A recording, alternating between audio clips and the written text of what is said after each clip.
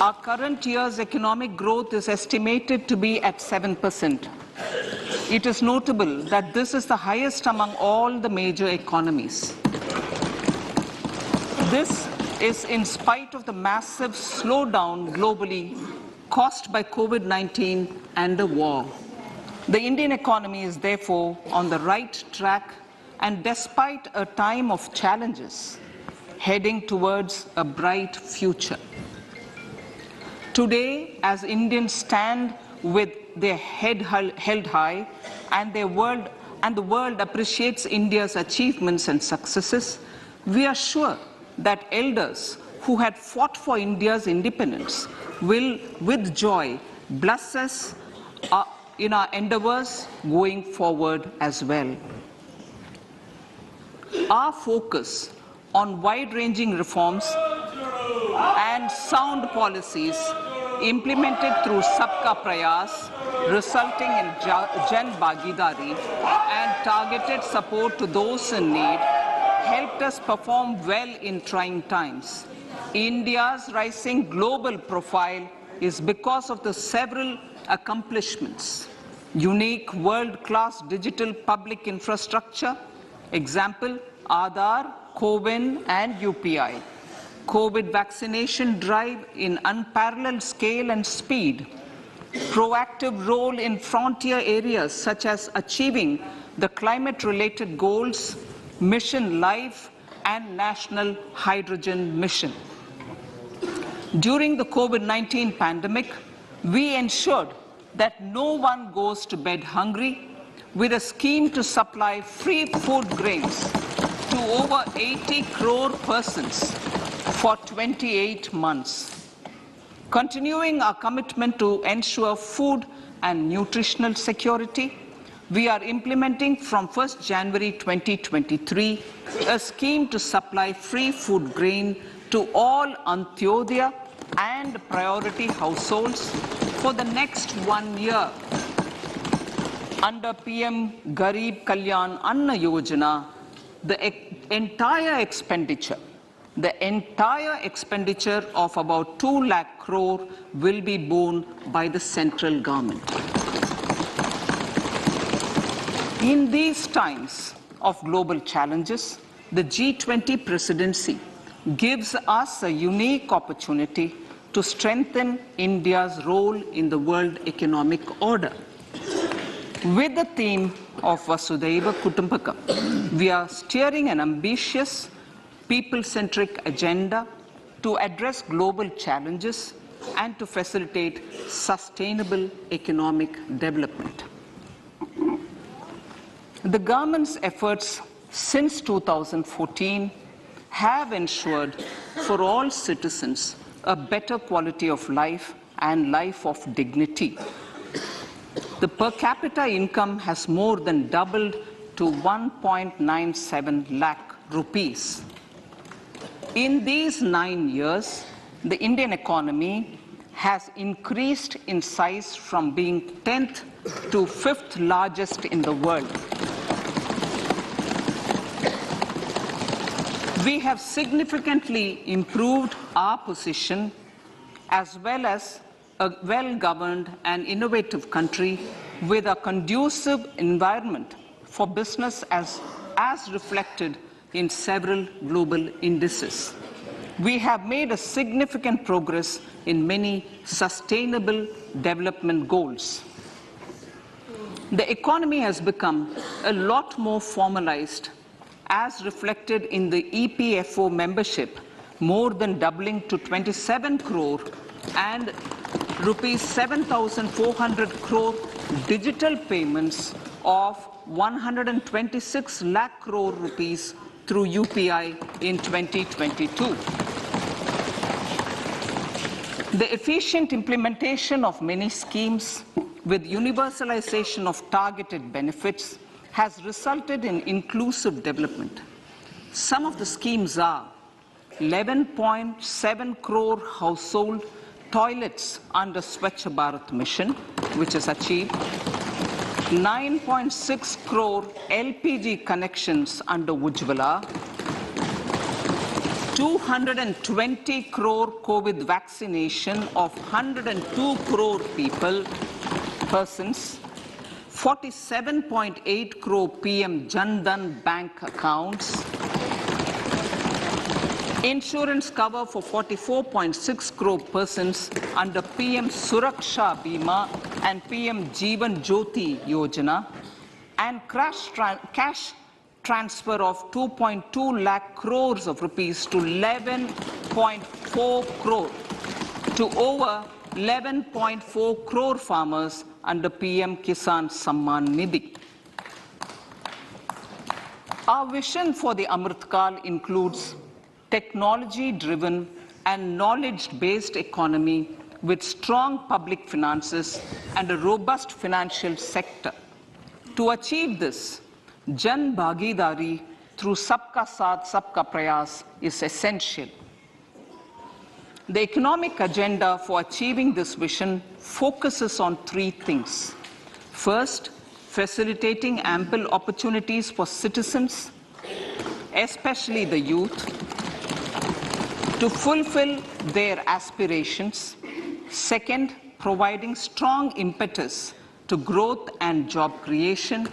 And third, strengthening macroeconomic stability.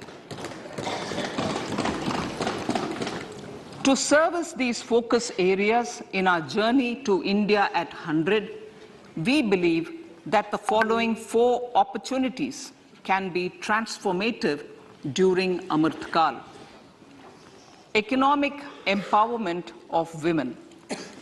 Deen Dayal Antyodaya Yojana National Rural Livelihood Mission has achieved remarkable success by mobilizing rural women into 81 lakh self-help groups.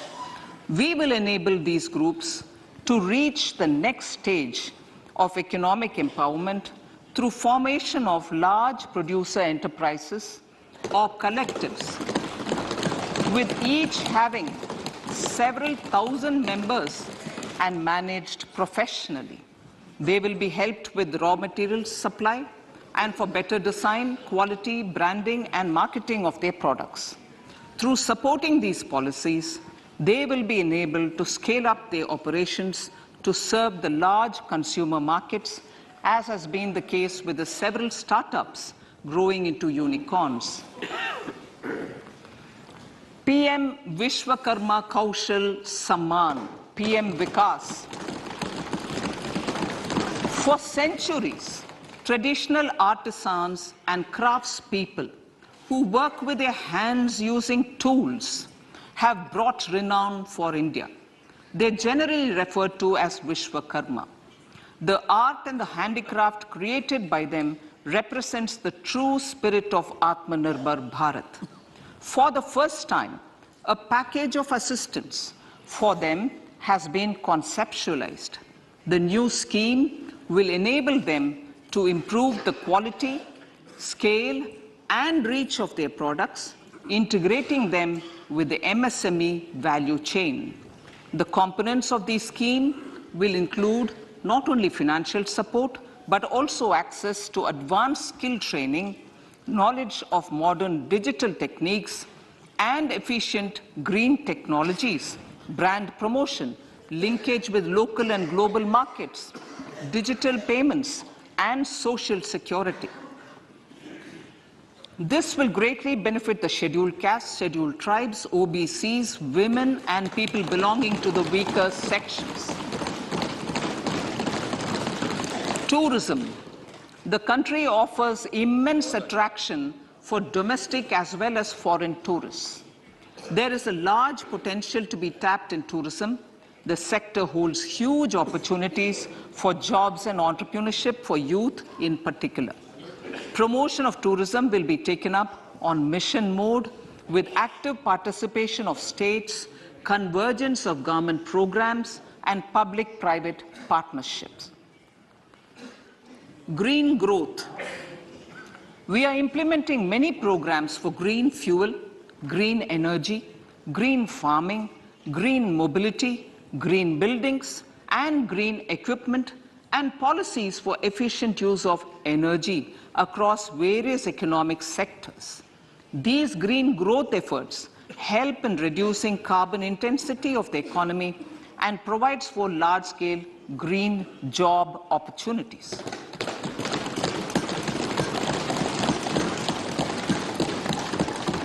Priorities of this budget. The budget adopts the following 7 priorities. They complement each other and act as the Saptarishi guiding us through the Amritkal. Inclusive development, reaching the last mile, infrastructure and investment, unleashing the potential, green growth, youth power, and financial sector. I now speak on the priority number 1, inclusive development. The government's philosophy of Sabka Saath, Sabka Vikas has facilitated inclusive development covering in specific farmers, women, youth, OBCs, scheduled castes, scheduled tribes, Divyangjan, and economically weaker sections, and overall priority for the underprivileged, Vanchiton ko Variyata. There has also been a sustained focus on Jammu Kashmir, Ladakh, and the Northeast. This budget builds on those efforts. Digital public infrastructure for agriculture. Digital public infrastructure for agriculture will be built as an open source, open standard, and interoperable public good. This will enable inclusive farmer-centric solutions through relevant information services for crop planning and health, improved access to farm inputs, credit and insurance, help for crop estimation, market intelligence, and support for growth of agri-tech industry and startups.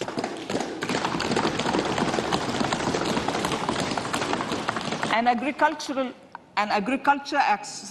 accelerator fund. An agriculture accelerator fund will be set up to encourage agri-startups by young entrepreneurs in rural areas. The fund will aim at bringing innovative and affordable solutions for challenges faced by farmers.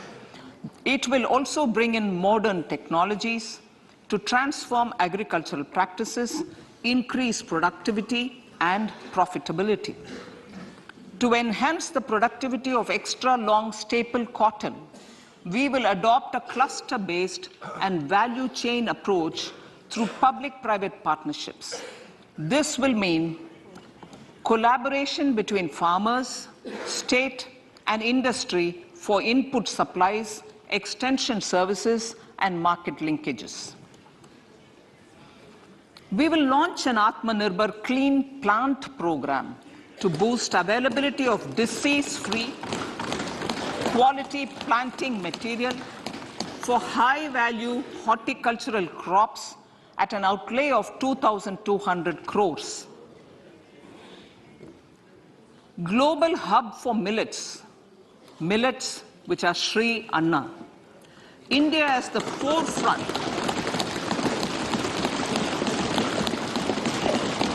India's at the forefront of popularizing millets, whose consumption furthers nutrition, food security, and welfare of farmers, said the Honorable Prime Minister. We are the largest producer and second largest exporter of Sri Anna in the world. We grow several types of Sri Anna, such as Sri Anna Jowar, Sri Anna Ragi, Sri Anna Bajra, Sri Anna Kutu, Ramdana, Kangni, Kutni, Kutki, Kodo, China, and Sama. These have a number of health benefits and have been an integral part of our food for centuries. I acknowledge with pride the huge service done by small farmers in contributing to the health of fellow citizens by growing these Sri Anna.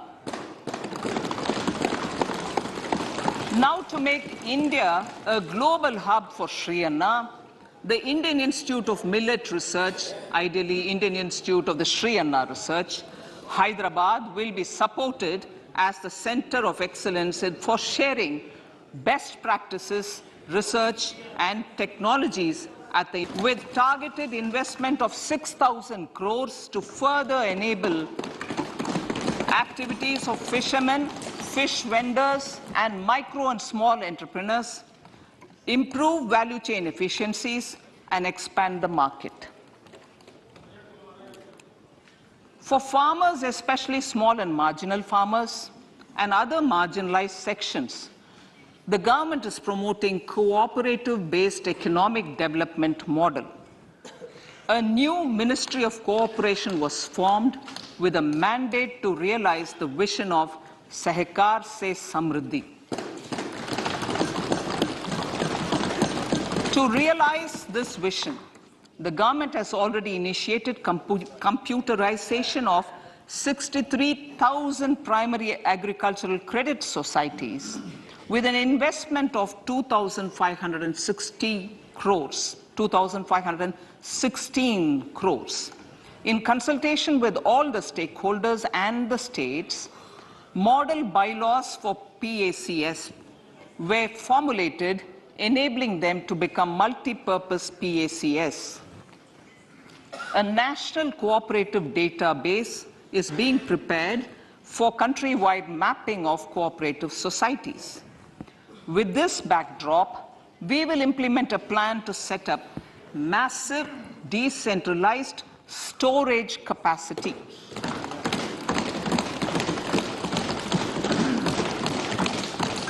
This will help farmers store their produce and realize remunerative prices through sale at appropriate times.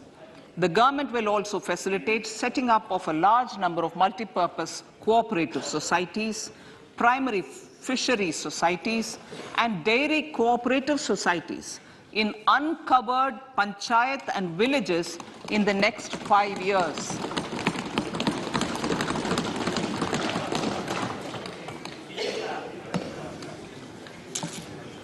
Health, education, and skilling.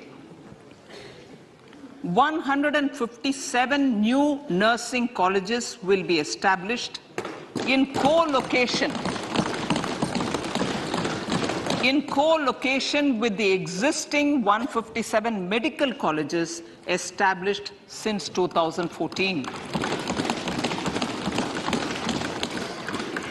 A mission to eliminate sickle cell anemia by 2047 will be launched. It will entail awareness creation, universal screening of 7 crore people in the age group of 0 to 40 years in affected tribal areas, and counseling through collaborative efforts of central ministries and state governments.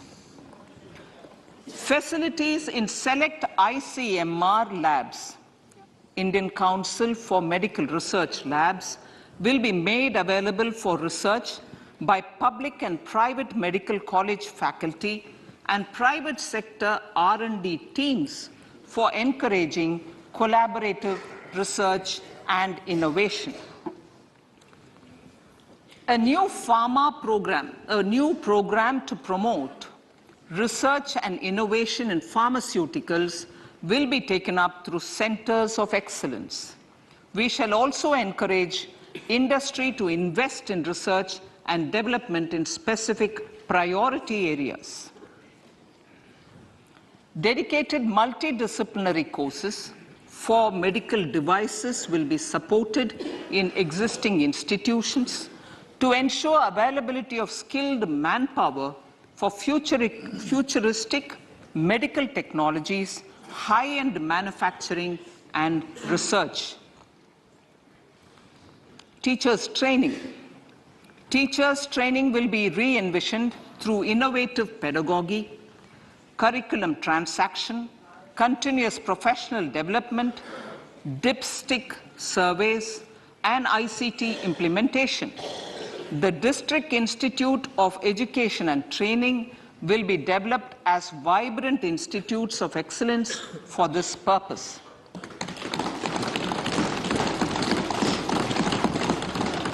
National Digital Library for Children and Adolescents. A National Digital Library for Children and Adolescents will be set up for facilitating availability of quality books across geographies, languages, genres, and levels, and device-agnostic accessibility. States will be encouraged to set up physical libraries for them at panchayat and ward levels and provide infrastructure for accessing the national digital library resources. Additionally, to build a culture of reading and to make up for pandemic time learning loss, the National Book Trust, the Children's Book Trust, and other sources will be encouraged to provide and replenish non-curricular titles in regional languages and in English to these physical libraries. Collaboration with NGOs that work in literacy will also be a part of this initiative to inculcate financial literacy. Financial sector regulators and organizations will be encouraged to provide age-appropriate reading material to these libraries. I move to priority 2, reaching the last mile. Prime Minister Vajpayee's government had formed the Ministry of Tribal Affairs and the Department of Development of Northeast Region to provide a sharper focus to the objective of reaching the last mile. Our government has formed the Ministries of Ayush, Fisheries, Animal Husbandry and Dairying, Skill Development, Jal Shakti and Cooperation. Building on the success of the Aspirational Districts program, the government has recently launched the Aspirational Blocks program, covering 500 blocks for saturation of essential government services across multiple domains such as health, nutrition, education, agriculture, water resources, financial inclusion, skill development, and basic infrastructure. Manya Speaker, sir, Pradhan Mantri PBTG, which is Primitive Vulnerable Tribal Groups Development Mission, is being launched. To improve socio-economic conditions of the particularly vulnerable tribal groups, the PBTGs as we refer them to, Pradhan Mantri PBTG Development Mission will be launched. This will saturate PBTG families and habitations with basic facilities such as safe housing, clean drinking water and sanitation, improved access to education, health, nutrition, road and telecom connectivity, and sustainable livelihood opportunities. An amount of tribes. Ekalavya Model Residential Schools. In the next 3 years, Center will recruit 38,800 teachers and support staff for the 740 Ekalavya Model Residential Schools, which is serving 3.5 lakh tribal students.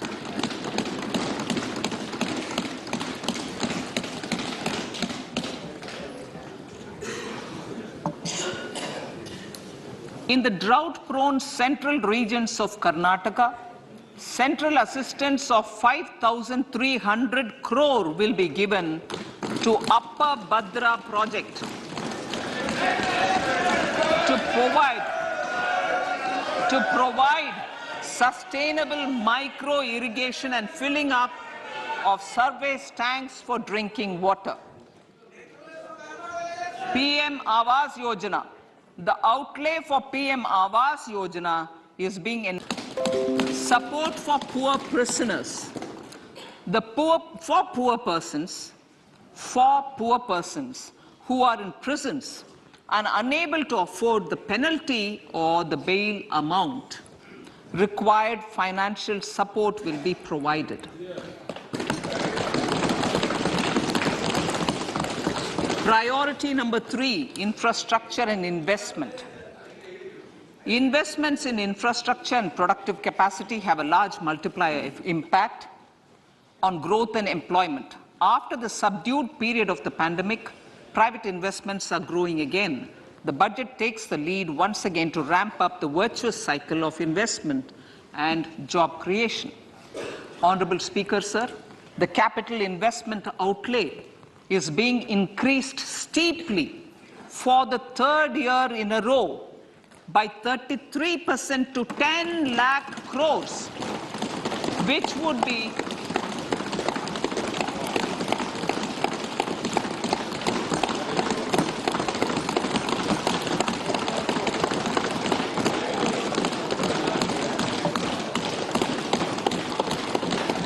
which would be 3.3% of GDP. This will almost be 3 times the outlay made in 2019-20.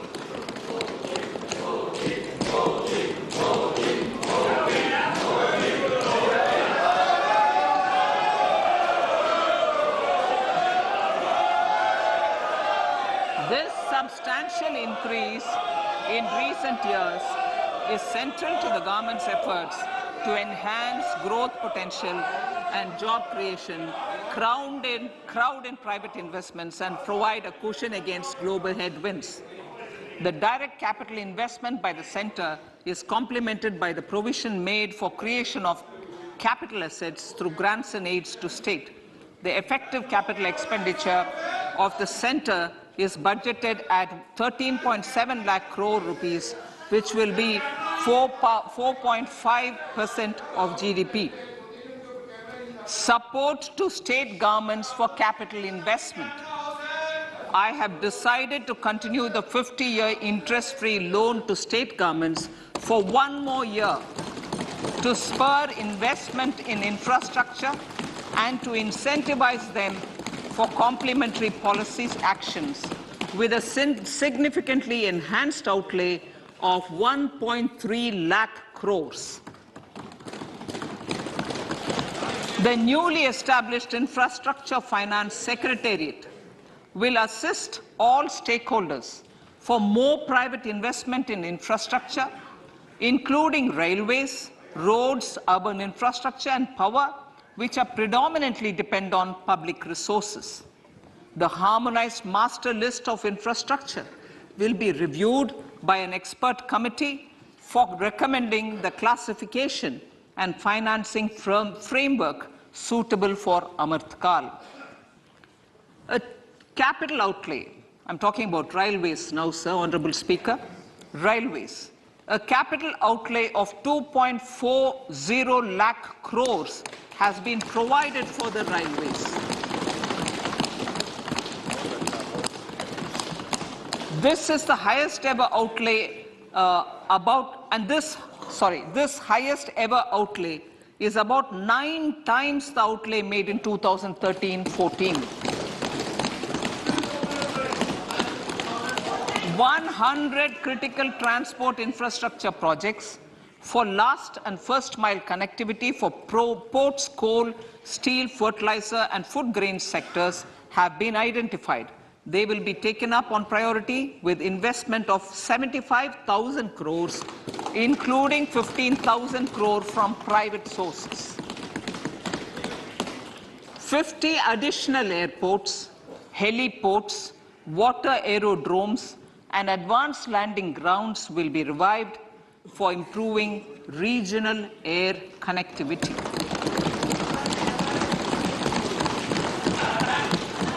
Sustainable cities for tomorrow.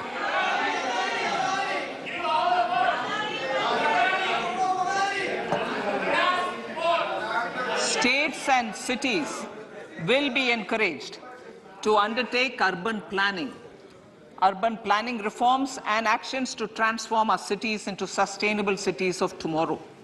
This means efficient use of land resources, adequate resources for urban infrastructure, transit-oriented development, enhanced availability and affordability of urban land and opportunities for all.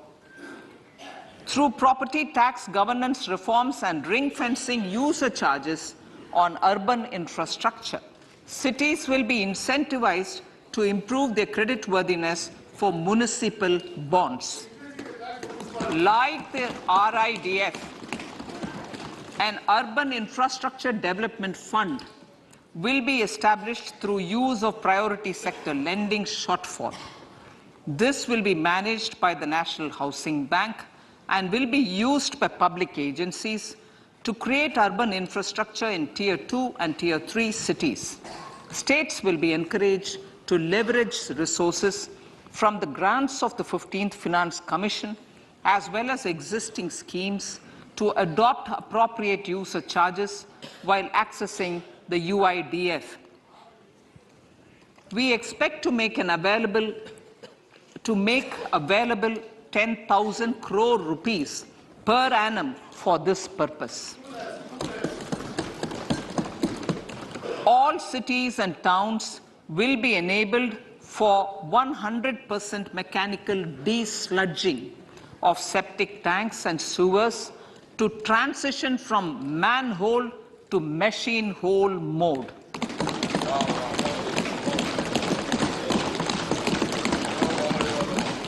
Enhanced focus will be provided for scientific management of dry and wet waste. Honorable Speaker, sir, our Prime Minister had said, good governance is the key to a nation's progress.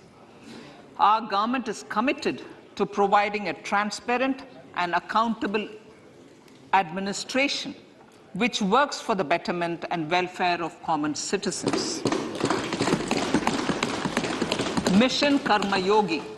Under Mission Karma Yogi, centre, states and the union territories are making and implementing capacity building plans for civil servants.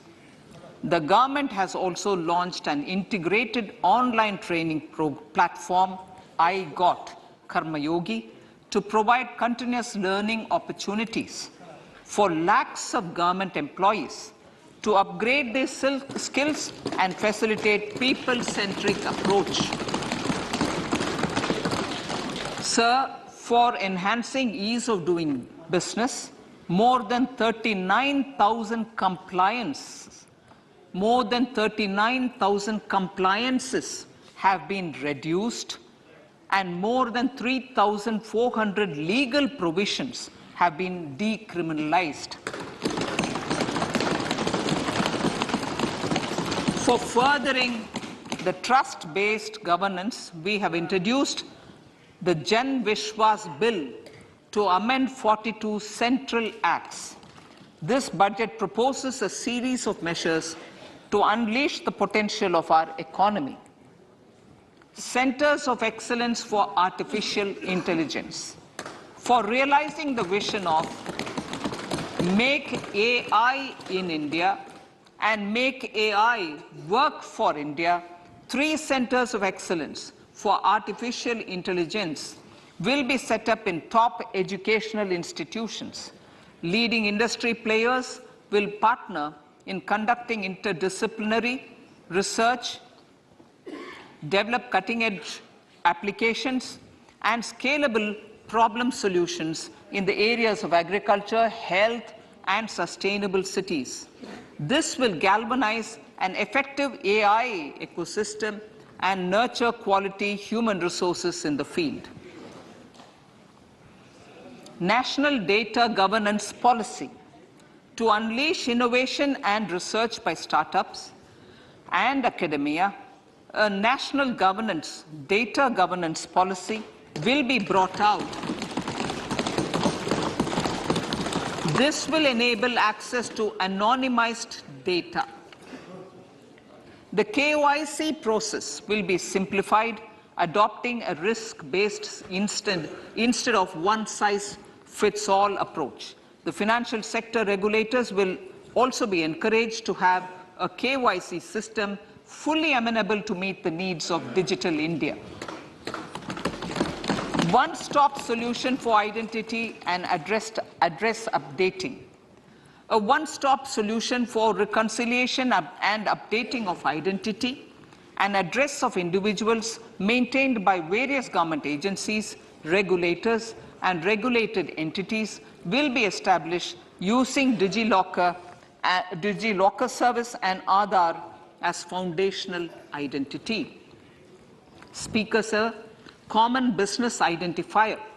For the business establishments required to have a permanent account number, the PAN will be used as the common identifier for all digital systems of specified government agencies.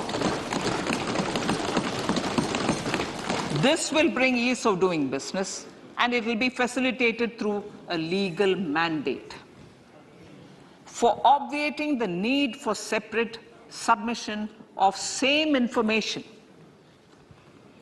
to different government agencies, a system of unified filing process will be set up. Such filing of information or return in simplified forms on a common portal will be shared with other agencies as per the filer's choice. Vivad Se Vishwas 1. Relief for MSMEs.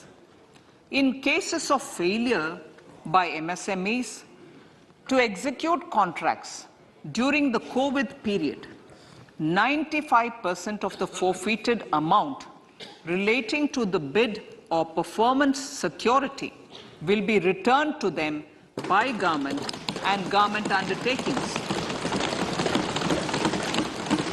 This will provide relief to the MSMEs. Vivad Se Vishwas 2. Settling contractual disputes. To settle contractual disputes of government and government undertakings, wherein arbitral award is under challenge in a court, a voluntary settlement scheme with standardized terms will be introduced. This will be done by offering graded settlement terms depending on pendency level of the dispute. The state support mission of Niti Aayog will be continued for 3 years for our collective efforts towards national priorities. Result-based financing. To better allocate scarce resources for competing development needs, the financing of select schemes will be changed on a pilot basis from input-based to result-based. E-courts. For efficient administration of justice, Phase 3 of the e-courts project will be launched with an outlay of 7,000 crores. Fintech services in India have been facilitated by our digital public infrastructure, including Aadhaar, PM Jan Dhan Yojana, Video, KYC, India Stack, and UPI. To enable more fintech innovative services, the scope of documents available in DigiLocker for individuals will be expanded. An entity DigiLocker will be set up for the use by MSMEs, large businesses, and also charitable trusts. This will be towards storing and sharing documents online securely whenever needed with various authorities, regulators, banks, and other business entities. 5G services. 100 labs for developing applications using 5G services will be set up in engineering institutions.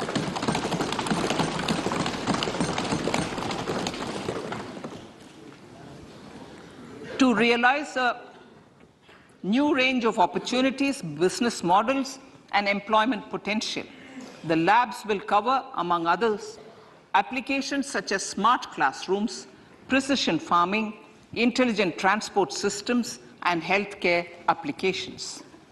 Lab-grown diamonds.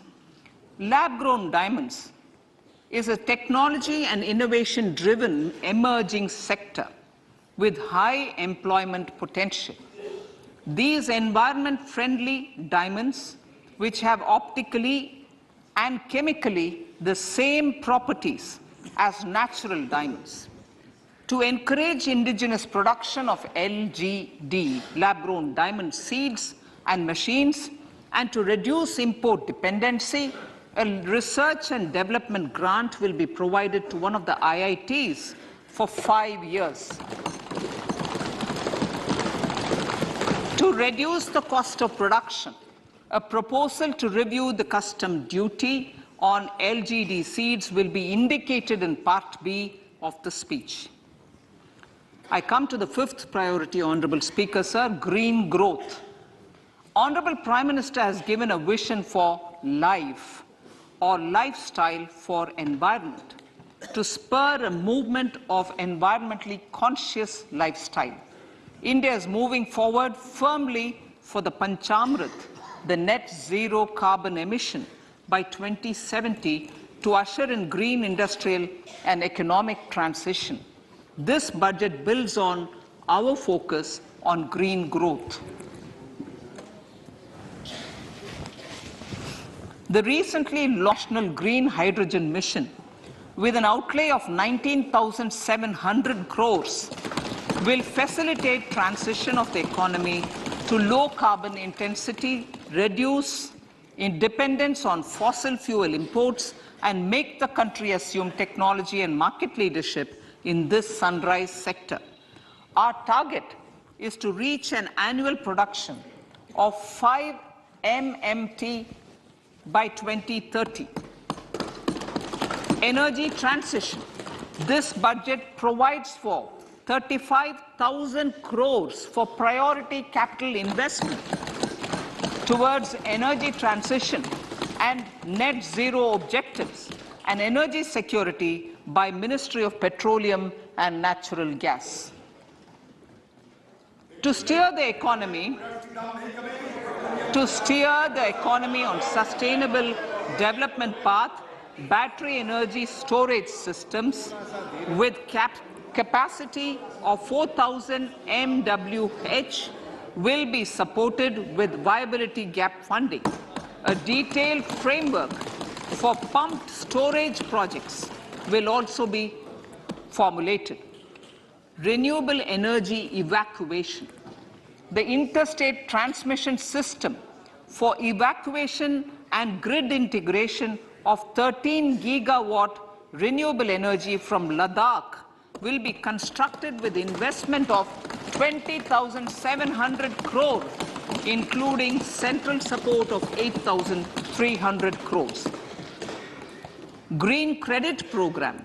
For encouraging behavioral change, a green credit program will be notified under the Environment Protection Act. This will incentivize environmentally sustainable and responsive actions by companies, individuals, and local bodies, and help mobilize additional resources for such activities.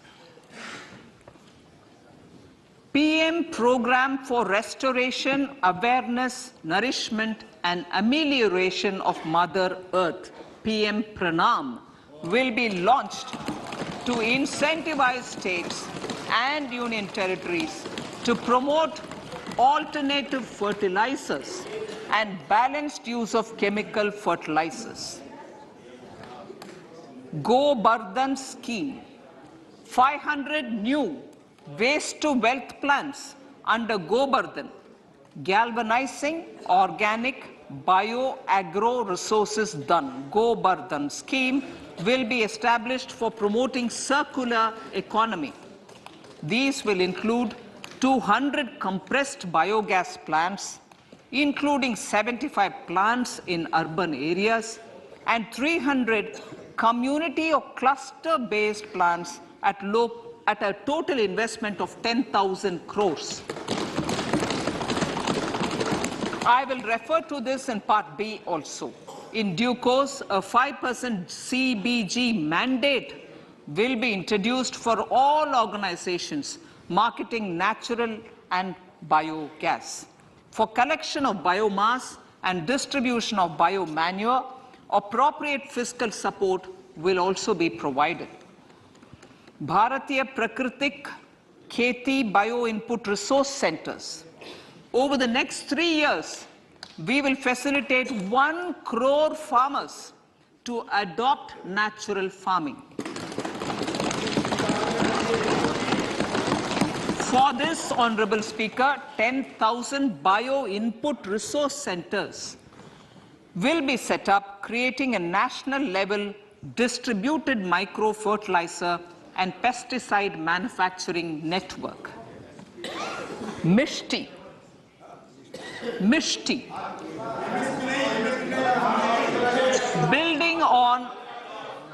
Building on India's success in afforestation, mangrove initiative for shoreline habitats and tangible incomes, Mishti, will be taken up for mangrove plantation along the coastline and on salt pan lands wherever feasible through convergence between Manrega, Campa, Fund and other sources.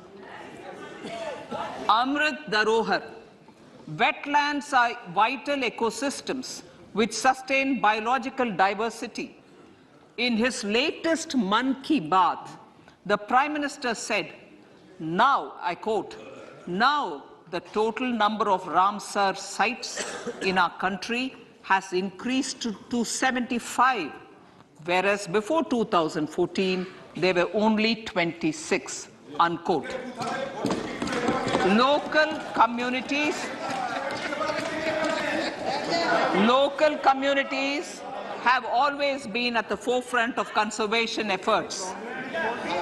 The government will promote their unique conservation values through Amrit Dharohar, a scheme that will be implemented over the next 3 years to encourage optimal use of wetlands and enhance biodiversity, carbon stock, ecotourism opportunities, and income generation for local communities.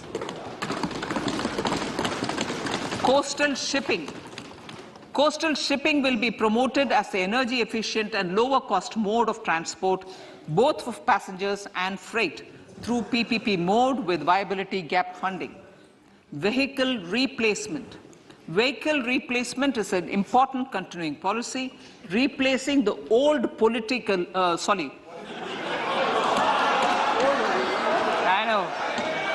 replacing, absolutely, thank you. Replacing old polluting vehicles. Maybe applicable, right? Replacing old polluting vehicles is an important part of greening our economy. In furtherance of the vehicle scrapping policy mentioned in Budget 21-22, I have allocated adequate funds to scrap old vehicles of the central government. States will also be supported in replacing old vehicles and old state ambulances. Honorable Speaker, sir, I move to priority 6, youth power.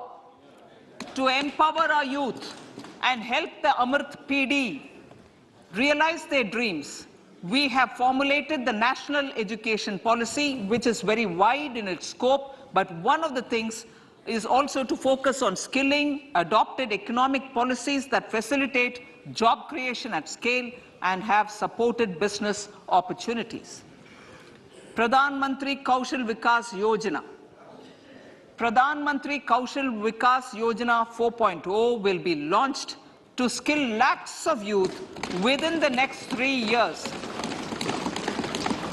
On-job training, industry partnership, and alignment of courses with needs of industry will be emphasized. The scheme will also cover new age courses for Industry 4.0 like coding, AI, robotics, mechatronics, IoT, 3D printing, drones, and other soft skills. To skill youth for international opportunities, 30 Skill India international centers will be set up across different states. The digital ecosystem for skilling will be further expanded with the launch of a unified Skill India digital platform for enabling demand-based formal skilling, linking with employers including MSMEs, and facilitating access to entrepreneurship schemes. To provide stipend support to 47 lakh youths in 3 years, direct benefit transfer under a pan-India national apprenticeship promotion scheme will be rolled out. Tourism. Honorable Speaker, sir, with an integrated and innovative approach, at least 50 destinations will be selected through challenge mode. In addition to aspects such as physical connectivity, virtual connectivity, tourist guides, high standards for food streets, and tourist security, all the relevant aspects would be made available on an app to enhance tourist experience. Every destination would be developed as a complete package. The focus of development of tourism would be on domestic as well as foreign tourists.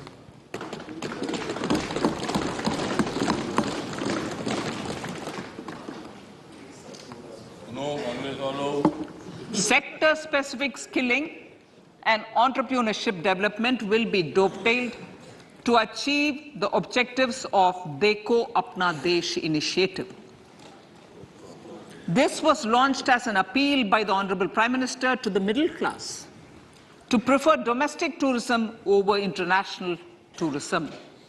The integrated development of theme-based tourist circuits, the Swadesh, was also launched. Under the Vibrant Villages program, tourism infrastructure and amenities will be facilitated in border villages. Unity Mall. States will be encouraged to set up a Unity Mall in their state capital or most prominent tourism center or the financial capital for promotion and sale of their one district, one product and GI products and other handicraft products, and for providing space for such products of all other states as well. Sir, priority number 7, financial sector. Our reforms in the financial sector and innovative use of technology have led to financial inclusion at scale, better and faster service delivery, ease of access to credit, and participation in financial markets. This budget proposes to further these measures. Credit guarantee for MSMEs. Last year, I proposed revamping of the credit guarantee scheme for the MSMEs. I am happy to announce that the revamped scheme will take effect from 1st April 2023 through infusion of 9,000 crores in the corpus.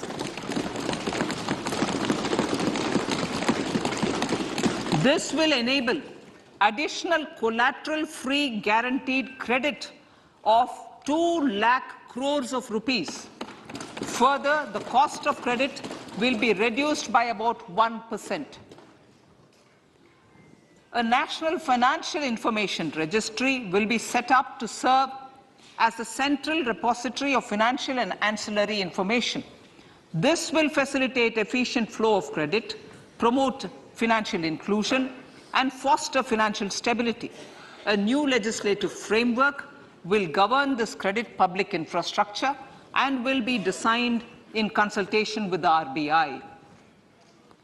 To meet the needs of Amritkal and to facilitate optimum regulation in the financial sector, public consultation, as necessary and feasible, will be brought to the process of regulation making and issuing subsidiary directions. To simplify, to ease, and to reduce cost of compliance, financial sector regulators will be requested to carry out a comprehensive review of existing regulations. For this, they will consider suggestions from public and regulated entities. Time limits to decide the application under various regulations will also be laid down. Honorable Speaker, sir, to enhance business activities in GIFT IFSC, the following measures will be taken. Delegating powers under the SEZ Act to the IFSCA to avoid dual regulation. Setting up a single window IT system for registration and approval of IFSCA, SEZ authorities, GSTN, RBI, SEBI, and IRDAI. Permitting acquisition financing by IFSC banking units of foreign banks. Establishing a subsidiary of Exim Bank for trade refinancing. Amending IFSCA Act for statutory provisions for arbitration, ancillary services, and avoiding dual regulation under the SEZ Act, and recognizing offshore derivative instruments as valid contracts. Honorable Speaker, sir, data embassy. For countries looking for digital continuity solutions, we will facilitate setting up of their data embassies in GIFT IFSC.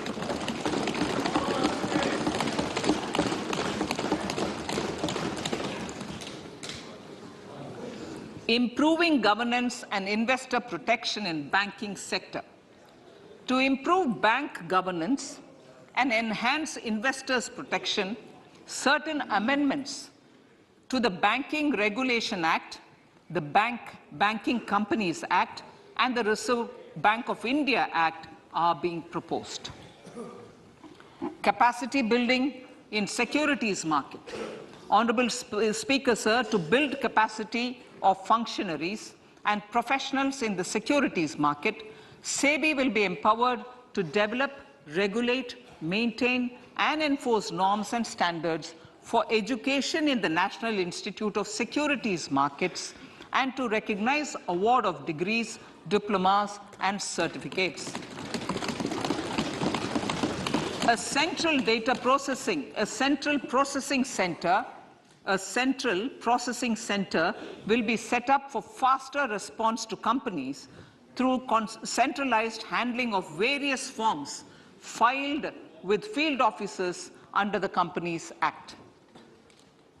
Reclaiming of shares and dividends. For investors to reclaim unclaimed shares and unpaid dividends from the Investor Education and Protection Fund Authority with ease, from the Investor Education and Protection Fund Authority with ease, an integrated IT portal will be established. Digital payments continue to find wide acceptance. In 2022, they show an increase of 76% in transaction and 91% in value. Fiscal support for this digital public infrastructure will continue in 2023-2024. Azadi Ka Amrit Mahotsav, Mahila Samman Bachat Patra. For commemorating Azadi Ka Amrit Mahotsav, a one-time new small savings scheme, Mahila Samman Savings Patra or Savings Certificate, Mahila Samman Savings Certificate will be made available for a 2-year period up to March 2025. This will offer deposit facility up to 2 lakh in the name of a woman or girls for a tenure of 2 years at fixed interest rate of 7.5% with partial withdrawal option. Senior citizens. The maximum deposit limit for senior citizens savings scheme will be enhanced from 15 lakh to 30 lakhs of rupees. The maximum deposit limit for monthly income account scheme will be enhanced from 4.5 lakh to 9 lakh for single account and from 9 lakh to 15 lakh for joint account. Honorable Speaker, sir, fiscal management. 50 years interest-free loan to states. The entire 50-year loan to states has to be spent on capital expenditure within 2023-24. Most of this will be at the discretion of the states, but a part will be conditional on states increasing their actual capital expenditure. Parts of the outlay will also be linked to or allocated for the following purposes: scrapping old government vehicles, urban planning reforms and actions, financing reforms in urban local bodies to make them credit-worthy for municipal bonds, housing for police personnel above or as part of the police station, constructing unity malls, children and adolescent libraries and digital infrastructure, and state share of capital expenditure of... Honorable Speaker, sir, fiscal deficit of states. States will be allowed a fiscal deficit of 3.5% of GSDP, of which 0.5% will be tied to power sector reforms. Revised estimates 2022 to 2023. The revised estimate, Honorable Speaker, sir, of the total receipts other than borrowing is 24.3 lakh crores, of which the net tax receipts are 20.9 lakh crores. The revised estimate of the total expenditure is 41.9 lakh crores of rupees, of which the capital expenditure is about 7.3 lakh crores. The revised estimate of the fiscal deficit is 6.4% of GDP, adhering to the budget estimate. So budget estimates of 2023-24. Coming to 2023-24, the total receipts other than borrowings and the total expenditure are estimated at 27.2 lakh crores and 45 lakh crores respectively. The net tax receipts are estimated at 23.3 lakh crores. The fiscal deficit is estimated to be 5.9% of the GDP. In my budget speech for 21-22, I had announced that we plan to continue the path of fiscal consolidation, reaching a fiscal deficit of below 4.5% by 2025-26, with a fairly steady decline over the period. We have adhered to this path, and I reiterate my intention to bring the fiscal deficit below 4.5% of GDP by 2025-26. To finance the fiscal deficit in 2023-24, the net market borrowings from dated securities are estimated at 11.8 lakh crores. The balance financing is expected to come from small savings and other sources. The gross market borrowings are estimated at 15.43 lakh crores of rupees. Honorable Speaker, sir, I now move to Part B.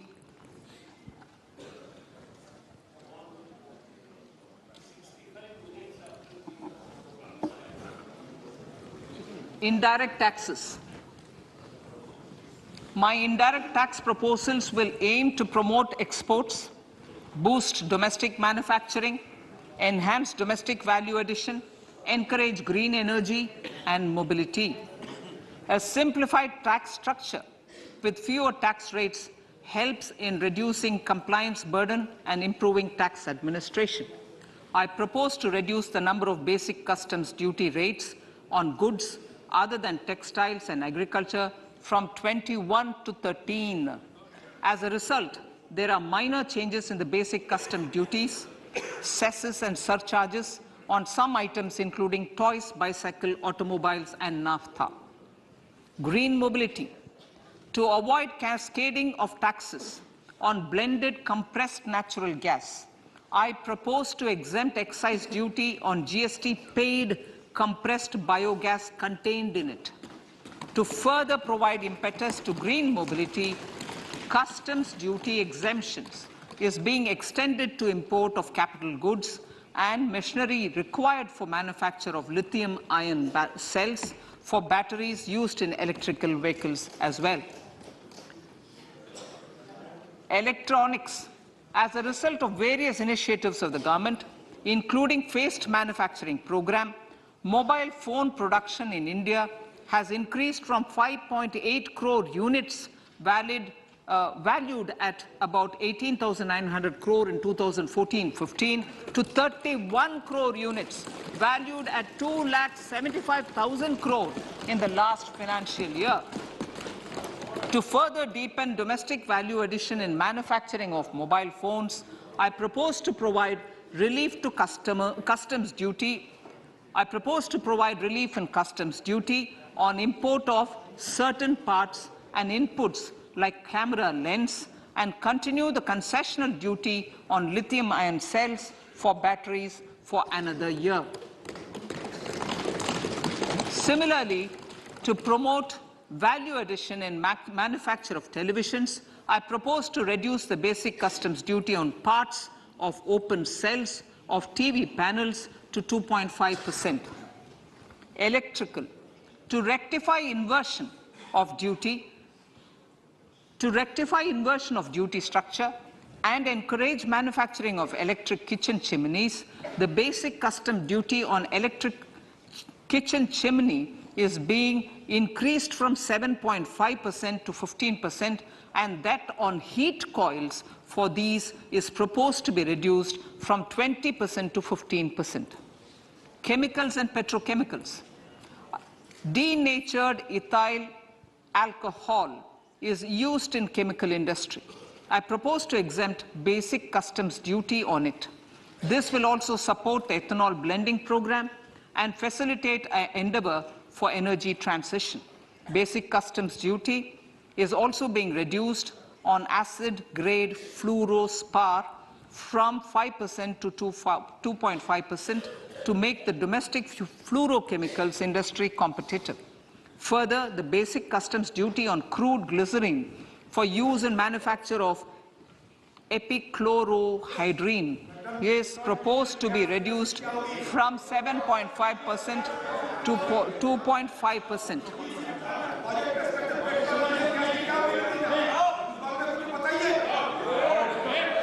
Marine products. In the last financial year, marine products recorded the highest export growth, benefiting farmers in the coastal states of the country. To further enhance the export competitiveness of marine products, particularly shrimps, duty is being reduced on key inputs for domestic manufacture of shrimp feed. India is a global leader, as I said in Part A, in cutting and polishing of natural diamonds, contributing about 3/4 of the global turnover by value. With the depletion of deposits of natural diamonds, the industry is moving towards lab-grown diamonds, and it holds huge promise. To seize this opportunity, I propose to reduce the basic customs duty on seeds used in their manufacture. Customs duties on door or dore and bars of gold and platinum were increased earlier this fiscal. I propose to increase the duties on articles made therefrom to enhance the duty differential. I also propose to increase the import duty on silver doors, bars and articles to align them with that on gold and platinum. To facilitate availability of raw materials for the steel sector, exemptions from basic custom duty on raw materials for manufacture of CRGO steel, ferrous scrap and nickel cathode is being continued. Similarly, the concessional BCD of 2.5% on copper scrap is also being continued to ensure the availability of raw materials for secondary copper producers who are mainly in the MSME sectors. Compounded rubber. The basic custom duty rate on compounded rubber is being increased from 10% to 25% or 30 kg, whichever is lower, at par with that of natural rubber other than latex, to curb circumvention of duty. Cigarettes. National calamity contingent duty on specified cigarettes was last revised 3 years ago. This is proposed to be revised upwards by about 16%. Direct taxes. I now come to my direct tax proposals. Honourable Speaker, these proposals aim to maintain continuity and stability of taxation, further simplify and rationalize various provisions to reduce the compliance burden, promote the entrepreneurial spirit, and provide tax relief to citizens. It has been constant endeavour of the Income Tax Department to improve taxpayers' services by making compliance easy and smooth. Our taxpayers portal received a maximum of 72 lakh returns in a day, processed more than 6.5 crore returns this year. Average processing period reduced from 93 days in financial year 13-14 to 16 days only now. And 45% of the returns were processed within 24 hours. We intend to further improve this, roll out the next generation common IT return form for taxpayer convenience, and also plan to strengthen the grievance redressal mechanism. MSMEs and professionals. MSMEs are growth engines of our economy. Micro enterprises with turnover up to 2 crore of rupees and certain professionals with turnover of up to 50 lakh rupees can avail the benefit of presumptive taxation. I propose to provide enhanced limits of 3 crore and 75 lakh respectively to the taxpayers whose cash receipts are no more than 5%. Whose cash receipts are no more than 5%. Moreover, to support MSMEs in timely receipt of payments, I propose to allow deduction for expenditure incurred on payments made to them only when payment is actually made. Cooperation. Cooperation is a value to be cherished. In realizing our Prime Minister's goal for Sehkar Se Samriddhi and his resolve to connect the spirit of cooperation with the spirit of Amrit Kal, in addition to the measures proposed in Part A, I have a slew of proposals for the cooperation sector. First, new cooperatives that commence manufacturing activities till 2024, 31st March, shall get the benefit of a lower tax rate of 15%, as is presently available to new manufacturing companies. Secondly, I propose to provide an opportunity to sugar cooperatives to claim payments made to sugarcane farmers for the period prior to the assessment year 2016-17 as expenditure. This is expected to provide them a relief of almost 10,000 crores. Thirdly, I am providing a higher limit of 2 lakh per member for cash deposits to loans in cash by primary agricultural cooperative societies and primary cooperative agriculture and rural development banks. I repeat that. Thirdly, I am providing a higher limit of 2 lakh per member for cash deposits to and loans in cash by primary agricultural cooperative societies and primary cooperative agricultural and rural development banks. Similarly, a higher limit of 3 crore for TDS on cash withdrawal is being provided to cooperative societies. Startups.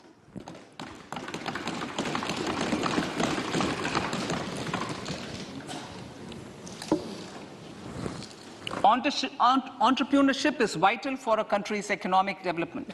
We have taken a number of measures for startups and they have borne results.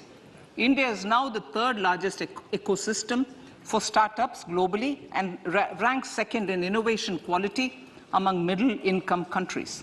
I propose to extend the date of incorporation for income tax benefits to startups from 31/3/2023 to 31/3/2024. I further propose to provide the benefit of carry forward of losses on change of shareholding of startups from 7 years of incorporation to 10 years.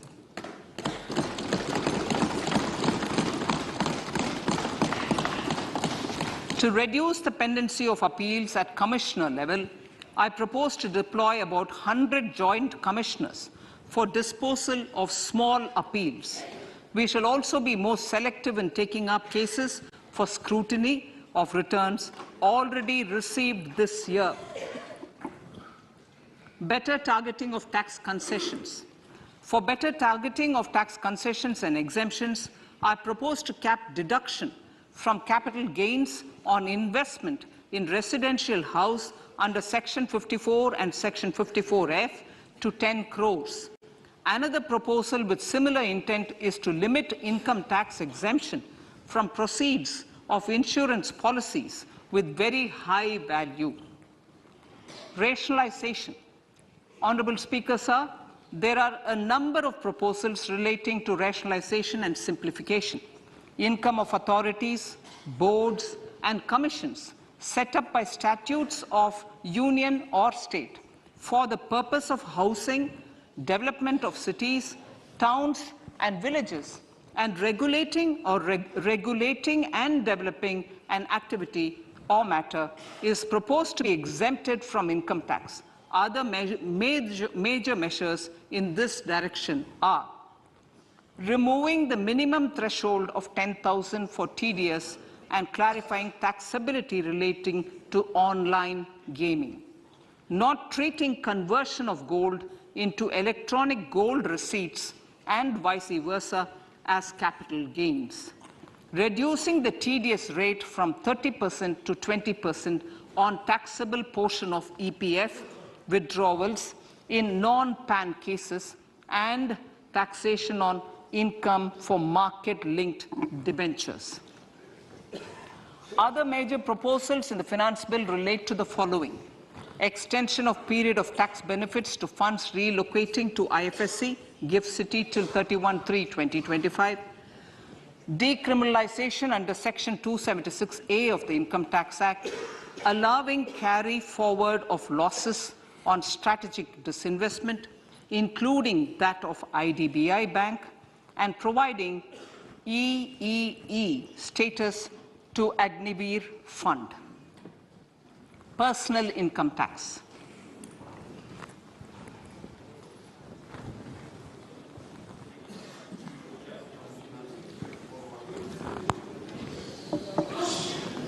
Now I come to what everyone is waiting for. Personal income tax. I have 5 major announcements to make in this regard. These primarily benefit our hard-working middle class. The first one concerns rebate. Currently, those with income up to 5 lakh do not pay any income tax in both old and new regimes. I propose to increase the rebate limit to 7 lakhs in the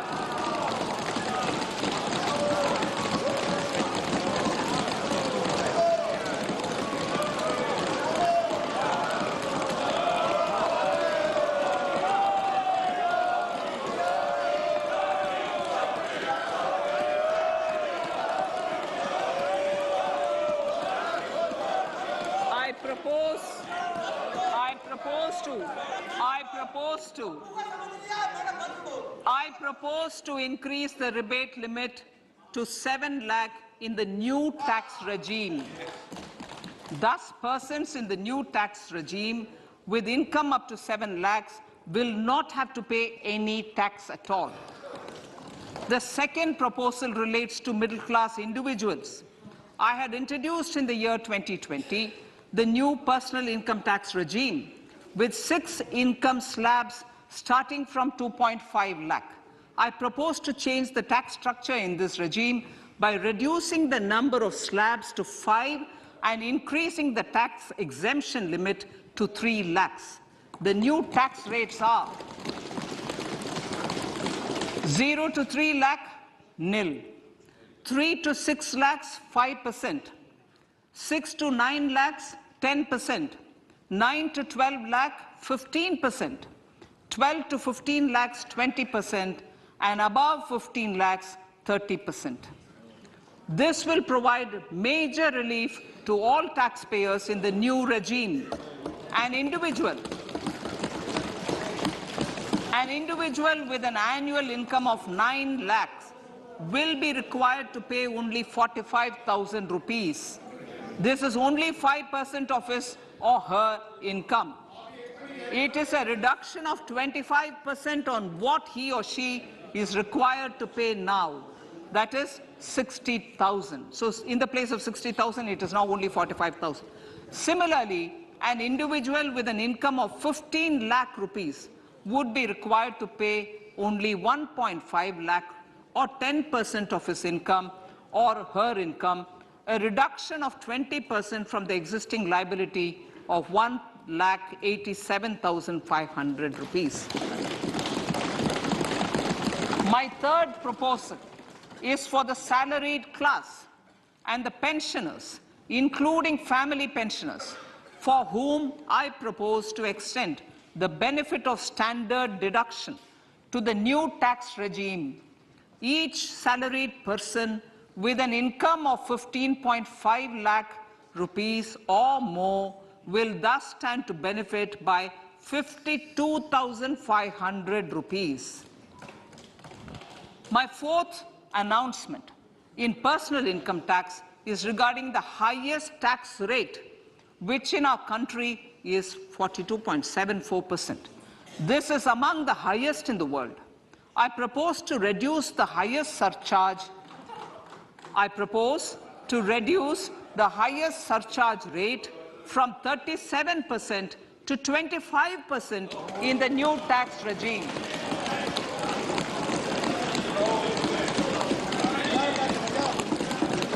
This would result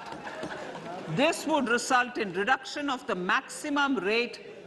This would result in the reduction of the maximum tax rate to 39%.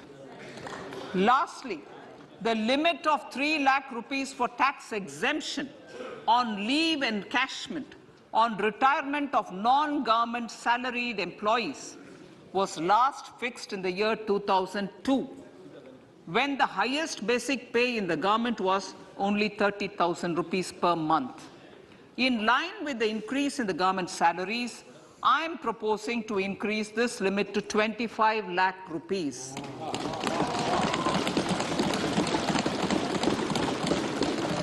We are also making the new income tax regime as the default tax regime. However, citizens will continue to have the option to avail the benefit of the old tax regime. Apart from these, I am also making some other changes as given in the annexure.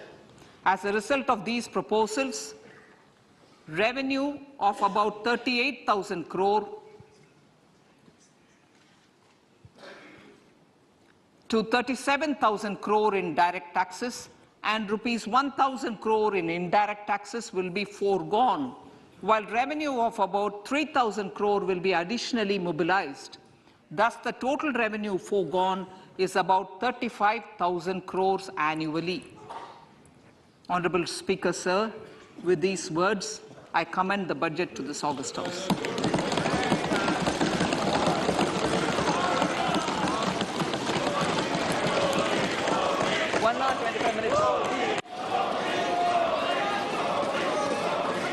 Item number 1.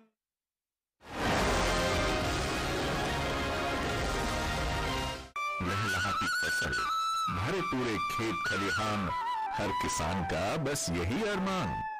लेकिन कभी बारिश, कभी बिजली, कभी ओला, कभी सूखा। भैया खेती में तो जोखिम रहता ही है, अब क्या करें? अब प्रकृति का कोनो उपाय है का? प्रकृति का तो नहीं, मगर नुकसान का उपाय है। अच्छा, हाँ, AIC से फसल बीमा।